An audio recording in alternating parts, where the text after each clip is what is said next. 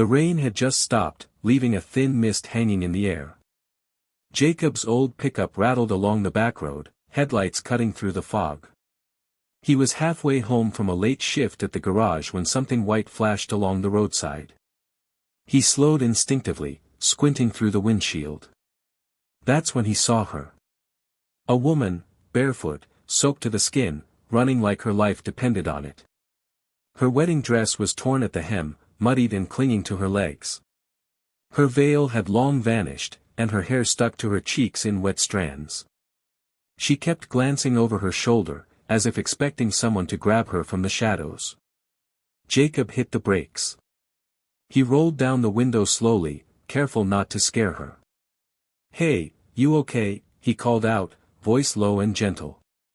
She froze, her eyes wide with fear. She looked like a deer caught in headlights, ready to bolt. "I'm not gonna hurt you," Jacob added quickly. "You need a ride? Somewhere safe?" For a long moment, she just stood there, chest heaving, dress fluttering in the wind. Then she took one cautious step forward. And another. When she reached the passenger door, her hands trembled as she gripped the handle. Jacob unlocked it without a word. As she climbed in, the scent of wet fabric and roses filled the truck. She didn't speak. She just stared ahead, her eyes glassy.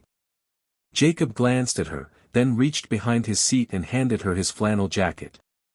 "Name's Jacob," he said. "You don't have to talk. Just, take a breath. You're safe now." She looked at him for the first time, really looked, and something in her eyes shifted. Not quite trust, but a flicker of hope.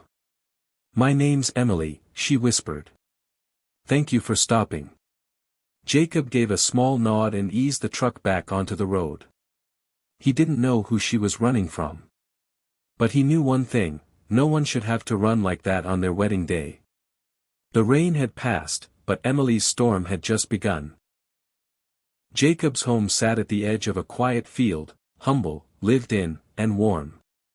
He offered her a towel, a blanket, and a steaming cup of chamomile tea. She curled up on the worn couch, Jacob's flannel still wrapped around her shoulders like armor. She hadn't said much during the drive, just clutched her hands tightly in her lap, staring at the dashboard like it might disappear. Now, as the clock ticked softly on the wall, she finally spoke. "I wasn't supposed to run," she murmured, staring into the tea as if it held answers. Jacob said nothing. He simply listened, elbows resting on his knees, giving her space to breathe. "My parents, they told me marrying Victor was the best thing I'd ever do. Said he'd take care of me. That I was lucky." Her lips curled slightly, bitterly. "Victor Langford, he's one of the richest men in the state. Owns half of downtown. He wanted a wife who looked good in photos. I was just the right accessory." Jacob's brow furrowed, but he didn't interrupt. "I tried to go through with it. For my family. For the expectations. But today, when I saw him standing there, smiling like he'd just bought a new car, I couldn't breathe. I ran." Tears threatened her voice, but she blinked them back. "I didn't take anything. No phone, no money. Just ran until I couldn't feel my feet anymore." Jacob stood slowly and grabbed a fresh mug, refilling her tea. "Sounds like you did the bravest thing anyone could do," he said quietly. "You chose yourself." Emily looked at him, really looked at him. No pity in his face. No judgment. Just calm strength. In that small living room, wrapped in a stranger's flannel and sitting beside a mechanic with grease-stained hands, Emily felt something she hadn't felt in years. Safe. Days passed gently in Jacob's quiet town, the kind of place where time slowed down and people waved to strangers. Emily stayed in the small apartment above Jacob's garage. A cozy space with a creaky floor, sunlit window, and a second-hand bookshelf that she quickly filled with borrowed novels from the local library. She spent the first day resting, too exhausted to move. But by the second morning, she was up early, folding Jacob's laundry and scrubbing the old stovetop as a way to say thank you. Jacob didn't stop her, he just handed her a cup of coffee and told her she didn't owe him anything. But Emily wanted to belong, not hide. That's when Jacob introduced her to Rosa, the spirited owner of the town's bookstore. Rosa took one look at Emily, handed her an apron, and said, "You look like someone who needs to lose herself in stories."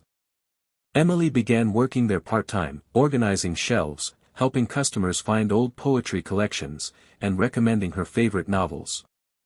For the first time in years, no one watched her like she was property. No one tried to mold her or control her. She made friends, real ones. A retired schoolteacher named Mrs. Lane brought her fresh muffins each morning. A teenage girl named Sophie came in daily just to talk about books and life. And Jacob? He never overstepped. He walked beside her, not ahead of her. Every evening, they shared dinner, simple meals, full of laughter and soft silences. He taught her how to fix a flat tire. She taught him how to bake cinnamon rolls from scratch. Slowly, the fear in Emily's eyes gave way to warmth. She laughed more now. She spoke freely. She even wore shoes again, though Jacob teased her that she looked more herself barefoot. She hadn't just escaped a life, she had stepped into something real. And in that little town, with its kind people and dusty bookshops, Emily began to understand something she'd never known before. Freedom wasn't just about running away. It was about finding a place, and people, worth staying for. The town square was unusually quiet that afternoon. Emily had just stepped out of the bookstore with a stack of donated books in her arms when she saw them, two black SUVs parked at the edge of the square. Men in dark suits stepped out first, scanning the surroundings like bodyguards. And then, from the back seat of the first car, Victor Langford emerged. He hadn't changed, immaculately dressed, gold cufflinks, slicked back hair, and a look that screamed entitlement. Emily froze, her chest tightening. Her fingers gripped the books until her knuckles turned white. Victor spotted her instantly. "There you are," he called, loud and calm like someone expecting obedience. "Emily. This has gone on long enough. Come home." The square fell into a tense silence. People turned to look, Mrs. Lane from the bakery, Sophie and her mom, even Sheriff Keller paused mid-step. And just behind them, Jacob emerged from the garage, wiping his hands with a rag. Emily didn't move. Not at first. Victor walked toward her, the corner of his mouth curving like he was talking to a child. "I forgive you, you know," he said. "Running away like that was dramatic. But I can fix this. We'll make a statement, spin the story. You'll be back in your dress by tomorrow." She finally found her voice. "I'm not going back," she said, steady but quiet. Victor laughed, sharp and dismissive. "Don't be ridiculous. You don't belong here. Look around, this town." Him. He nodded toward Jacob with disgust. "You're mine, Emily. This, what you're doing, is a phase." Jacob stepped forward, calm but firm. "You need to leave." Victor sneered. "And who are you to tell me anything?" That's when the sheriff spoke up. "He's someone we respect. You're on private property, and she's made her choice." Rosa crossed her arms. Mrs. Lane stood beside her. One by one, the town stood, not with pitchforks or anger, but with presence. Victor's confidence cracked. Emily looked him in the eye and said, loud enough for the whole square to hear. "I may have run from your mansion, Victor. But here. I found something you'll never own, kindness." Victor left. And this time, it was he who ran. A year passed, and with each season, Emily bloomed. Spring had returned to the town, painting everything in soft pastels and fresh possibility. The annual spring festival filled the streets with music, laughter, food stalls, and families dancing beneath string lights. Children chased bubbles while couples shared lemonade and shy smiles. Emily stood beside Jacob near the community center, her hair tucked loosely under a straw hat, a sun-kissed glow on her cheeks. She was different now, not because she had changed, but because she was finally herself. Strong, grounded, radiant. She helped run the festival's book booth that day, donating novels and reading fairy tales to wide-eyed children. Jacob, as always, stayed close, not protective, but present. As the sun dipped low, casting golden light across the field, Jacob asked her to take a walk. They strolled along the quiet path behind the park, the sounds of laughter fading behind them. Emily looked at him and smiled. "You've been quiet today." Jacob stopped beneath a blooming cherry tree, nervously reaching into his jacket pocket. "I'm no millionaire," he began, voice low.